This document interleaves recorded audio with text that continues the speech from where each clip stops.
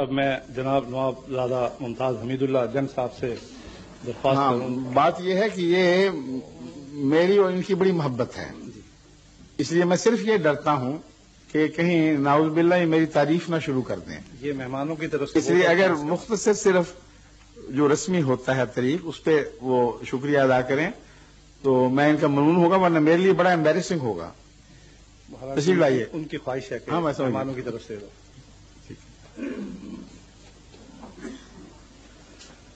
اب حضور نے تو راز فاشی کر دیا، مجھے ناچیز اور نااہل کے سپرد جو یہ فریضہ ادا کیا گیا کہ میں تحسین و تشکر پیش کروں، تو میں تو حضور پر انوار کا میں غیر احمدی ہوں، یہ سامعین کو معلوم ہونا چاہیے، لیکن آپ میرا مرکز عشق ہیں اور ذکر اس پریوش کا اور پھر بیان اپنا بہت مشکل کام ہے.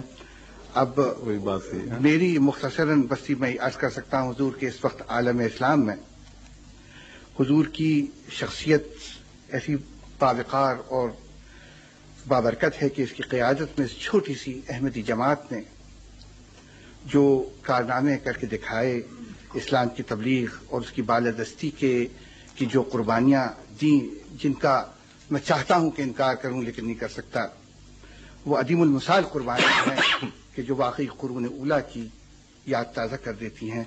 اور کیا کسی نے کہا تھا، مجھ کو یاد تو نہیں آتا، آزادی کبھی افریقہ کے تپتے ہوئے صحراؤں میں، کبھی یورپ کے کلیساؤں میں، جی یا کچھ گھوڑے کیا تھے دوڑا دیے بحر قلزم میں، لیکن دوڑا دیے گھوڑے ہم نے، بحر قلزم میں بھی دوڑا دیے گھوڑے ہم نے، لیکن حضور یہ پہلی جماعت ہے جس نے، اگر ہم ڈش اینٹینا کا ذکر کریں تو آسمان پہ بھی کمن ڈال دی.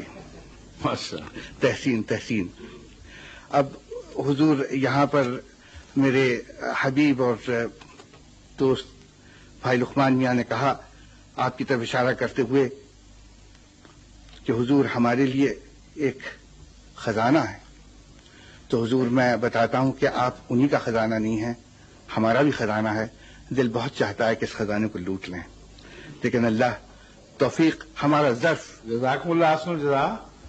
خزانہ جتنا چاہیں لوٹیں، اگر یہ خدا کے لیے عطا کردہ ہے تو ختم نہیں ہوگا. اب اپنے ظرف کی بات ہے، اپنے جو خزانے خدا دیتا ہے وہ ختم نہیں ہوا کرتے. اپنے ظرف کی بات ہے. حضور آج اس تھوڑے سے وقفے میں جو حضور نے ایک حکیمانہ اور تحلیل و تجزیے کے ذریعے جو اسلام پہ روشنی ڈالی، وہ ایک ادنا سی مثال تھی حضور کے واقعی اس عمیق علم کی. اور اس وقت عالم اسلام کا حال دیکھ کے ایک کسی شاعر نے، پھر مجھ کو تو نام نہیں یاد آتا، آپ زیادہ پڑھے لکھے ہیں، رشتہ الفت میں ان کو گھر پہ رو سکتا تھا تو، پھر پریشان کیوں تیری تسبیح کے دانے رہے. حضور اس جماعت کو دیکھ کے یہ معلوم ہوتا ہے کہ کہیں کچھ کیمیائی اثر ہے، کہ وہ راز معلوم ہو گیا ہے کہ جس راز کے ذریعے یہ تسبیح کے دانے پھر جڑتے چلے جاتے ہیں. ماشاءاللہ بہت.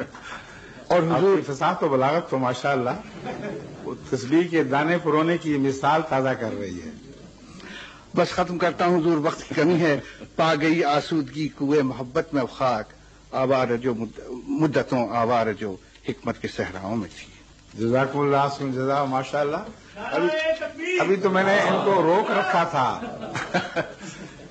یہ بہت فصیح و بلیغ، بہت ہندوستان کے ایک معزز خاندان کے چشم چراغ ہیں، اور ہندوستان کی مذہبی تاریخ میں اس خاندان کے حوالے سے بات مکمل نہیں ہوتی.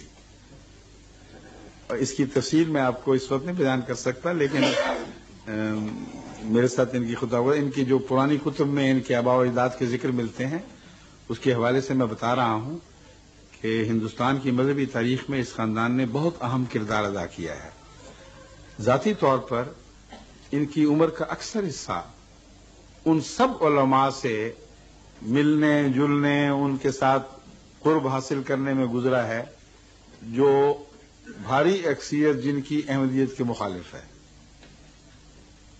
اور اس سب پس منظر کے باوجود جو زندگی کے فارمیٹیو ایئرز میں انہوں نے احمدیت کے خلاف باتیں سن رکھی تھیں، جب ان کے ایک دوست نے ان سے کہا کہ ہمارے نظر صاحب کا خطبہ آتا ہے وہ بھی سن لو، دیکھ لو، تو ان کی فطرت کی جو تھی نا اندر کی روشنی، کسی دلیل میں نہیں گئے.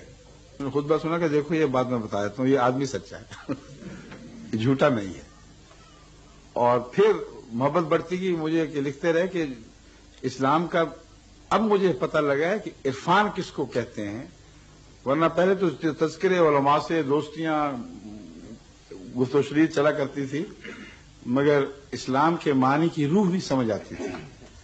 تو یہ ان کی مہربانیاں ہیں، ان کی محبت ہے، اللہ ان کو جزا دے. لیکن جب تک دل میں نور تقویٰ نہ ہو ایسی عظیم انقلابی تبدیلی واقعہ نہیں ہو سکتی. جبکہ فخر کے ساتھ یہ کہہ سکتے تھے کہ سارے ہندوستان کے چوٹی کے علماء میرے ذاتی واقف ہیں اور میں بہت کچھ جانتا ہوں احمدیت کے متعلق. اس سب کو ایک طرف پھینک دیا اور نور نظر سے جو مشاہدہ فرمایا اس کو فوقیت دی. تو اللہ تعالیٰ ان کو بہترین جزا دے. اور آپ سب